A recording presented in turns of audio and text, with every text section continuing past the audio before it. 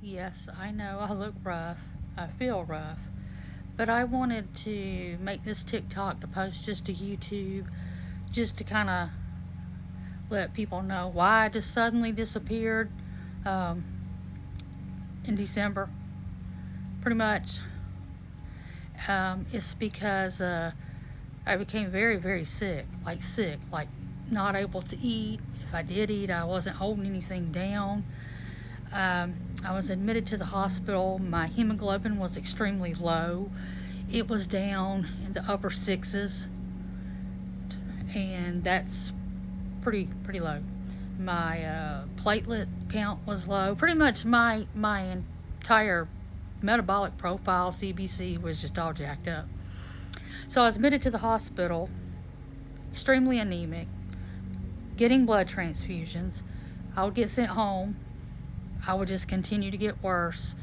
So I spent most of December and January in two different hospitals. And the only reason why I ended up at a different hospital than the one closest to me for 9 days is because the hospital closest to me had like a 6 or 7 hour wait out in the waiting room, and I just did not feel like sitting in that waiting room that long. So I went to a hospital in the county just west of me and didn't have to wait at all, and was admitted and into a room within 2 hours there. And that's where I spent 9 days, and also where I was at when preliminary findings pointed to cancer, multiple myeloma to be exact. And so I ended up seeing an oncologist that my dad goes to, and she's out here at the hospital that's closest to me. So I had appointments set up to see her. The day of my appointment, I ended up back up at the ER and in the hospital again. That was the third trip, and then there was a fourth trip. Every time getting blood transfusions and platelets, and still not able to eat. And I think it was during I can't remember if it was my third or fourth trip into the hospital, I had a bone marrow biopsy done. Thank goodness they sedate you there at the hospital, because I hear it's painful without the sedation. And 75% plasma cells in my bone marrow. So it was a positive diagnosis of multiple myeloma. And with mine, there's like these things called light chains. And with mine, my lambda light chains were over 4,000 in January. They've come down significantly, so that's a good thing. My myeloma labs are improving.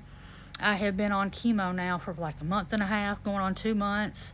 I get two different shots, Velcade and Darzalex Fast Pro. I get the Darzalex shot only on Tuesdays, and I get the Velcade shots on Tuesdays and Friday. And I take a pill for 14 days, and then I'm off of it for 7, called Revlimid. And my oncologist also wants me to get a stem cell transplant. She says I definitely need that. So I'm assuming here in the near future I'll be going out to Northside Hospital to their stem cell transplant center and consulting with them and getting a game plan in place for that. But that's why I disappeared.